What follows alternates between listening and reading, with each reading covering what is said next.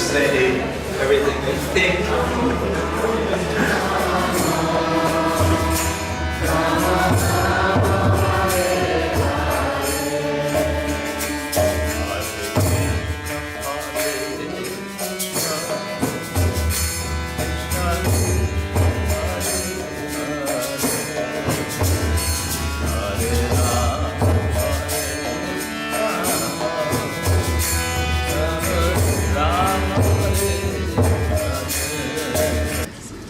Hare Krishna.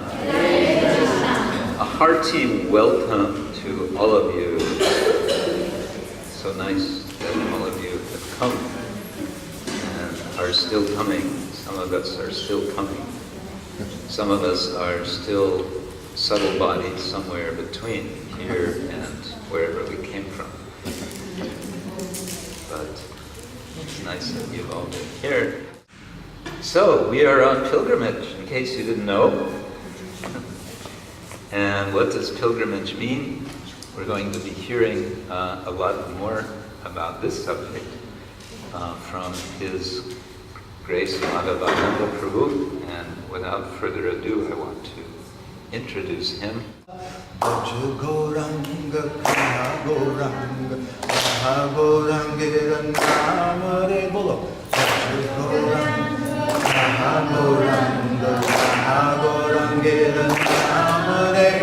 Jai Jana Gauranga Bhaje Se Hoy Amar Pranare Jai Jana Gauranga Bhaje Se Hoy Amar Pranare. Before we begin something in Vedic culture, we begin with a sankalpa. And the word sankalpa has a number of different meanings. It has to do with the samskar. And we may say in American English, boy, that's some scar.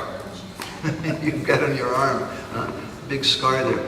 It means some impression, a samskar.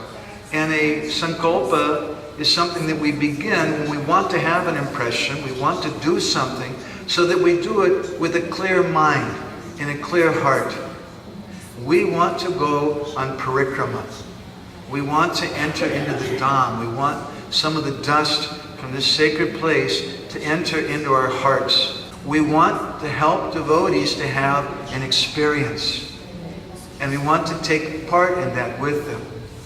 According to Chaitanya Bhagavat, Skanda Purana, and different Sthala Puranas about Jagannath Puri Dham, to be able to come to this Dham means that you've done maybe thousands and thousands of austerities and devotional acts in previous births. It's a very, very rare, very amazing thing.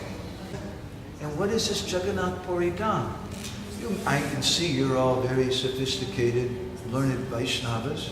You must know the difference between Madhurja Moya Lila and Aishvarja Moya Lila, or pastimes that are very sweet, like Vrindavan. How many of you here aspire to go to Vaikuntha? Raise your hands. How many of you here would like to go to Vrindavan? It's your ultimate goal. Raise your hand. If you don't raise your hand, maybe you won't go there.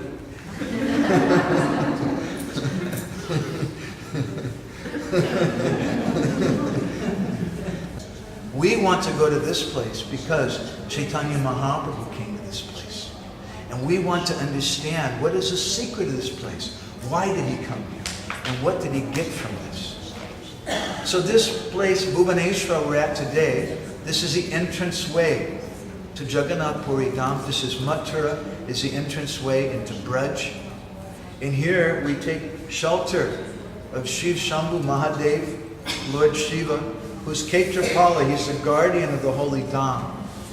We have a process, it's called Shravanam, Kirtanam, and then Vishnu Smaranam. We heard about anticipating coming to the holy place. What about after we leave the holy place, we leave the parikram, we leave the pilgrimage? Then what? Do we just forget everything? Or can we retain something?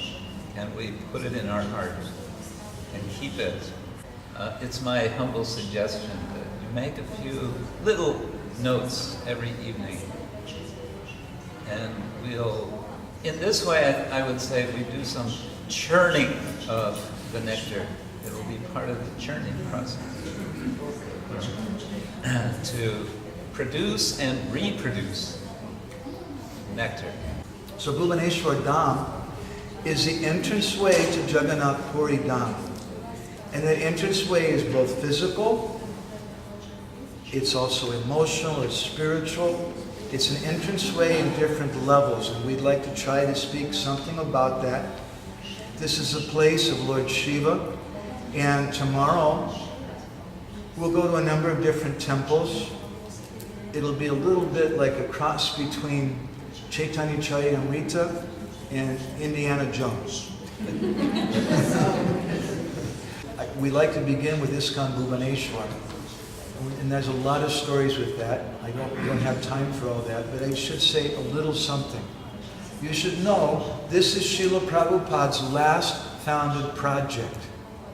And Srila Prabhupada came here in 1977, and on the day of Nityananda Trayodasi, which is coming up on the 1st of February, he established the cornerstone here at this temple. And he stayed here for 18 days in 1977, from 1974 on or so. It was unheard of for Srila Prabhupada to stay that long in one place. He stayed here for 18 days. And an interesting thing is, there was nothing here. This building wasn't here. The buildings across the street, there was no buildings anywhere. In fact, nobody wanted to come here. There's one family who donated the property, Chabi Kanungo was her name. And she donated this property. It was on the edge of what was going to be a national highway. You can see it today. And Prabhupada sent one of his disciples, my revered spiritual master, Bhagavinda Maharaj, to come here. Bhagavinda Maharaj came here. There's no place to stay. Nobody wanted to come here. They said there's ghosts out here. There was dacoits. He was giving lectures sometimes to the villagers. Once he sat down for a few hours and speaking Krishna Katha. When he got up to go, a cobra fell off of his lap. It crawled up onto his lap. It was that kind of place. There were wild elephants here. To this day, if you want to come with me, we can walk about, from here, maybe a half an hour walk. In the northern direction is a wild elephant preserve. There's a big fence around it, don't worry. But there's wild elephants to this day, not far away. The devotees, when they came here with Srila Prabhupada, they said, Prabhupada, what is this? There was no toilets. There was no running water. My Guru Maharaj brought electricity here so that Srila Prabhupada could dictate in his microphone. They wanted Prabhupada to stay in the state guest house. Prabhupada said, no, I'll stay in this mud hut on the property here of my child, Gaur Govind. He made a place for me. And he came here and stayed in this hut. And it was here, one night, Hari Sai Prabhu, Satsvarup Maharaj, and Gaur Govinda Maharaj were staying in one room in that mud hut. The other room, Srila Prabhupada was there. One night, they heard Srila Prabhupada up at 1 o'clock in the morning. And Prabhupada was dictating his translation of Srimad Bhagavatam. And they heard him saying, 10th canto, chapter 1, verse 1. It was here that Srila Prabhupada started translating the 10th canto of the Srimad Bhagavatam. A wonderful thing.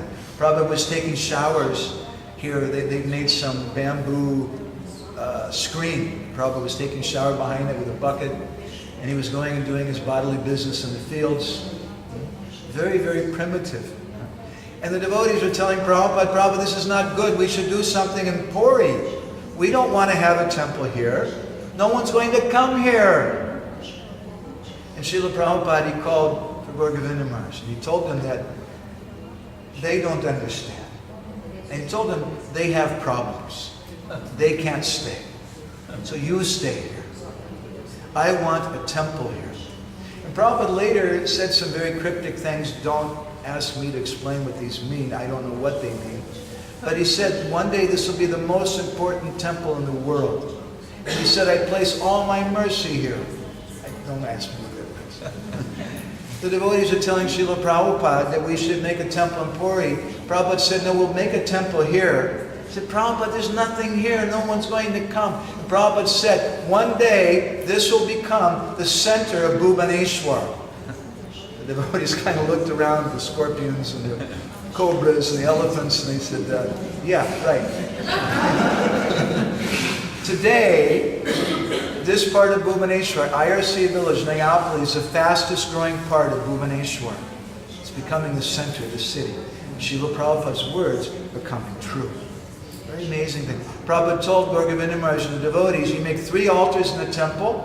One altar is for Gaurnitai, one altar is for Krishna Balaram, and another altar is for Jagannath. I want Gaurnitai to be made out of brass, here in Orissa, traditional Orissan style. And don't make a deity of Jagannath. He said, Jagannath will come on his own. So when they opened the temple, it was 1994, they installed deities of Krishna, Balaram, and Gaurnitai, and there was no Jagannath. It was just an empty altar. And they did the ceremonies, they opened the temple.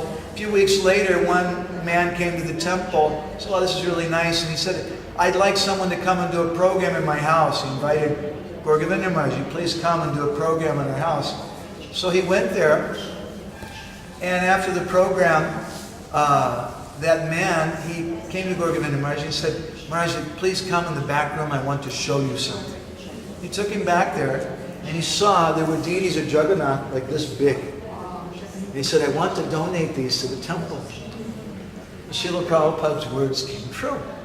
And this is why I'm very, very excited about this particular yatra, because I wanted to come with Maharaj, because he's such a very, very internal person. And I know he'll create a very special mood, and we'll be able to go in some very, very amazing secret places in the heart.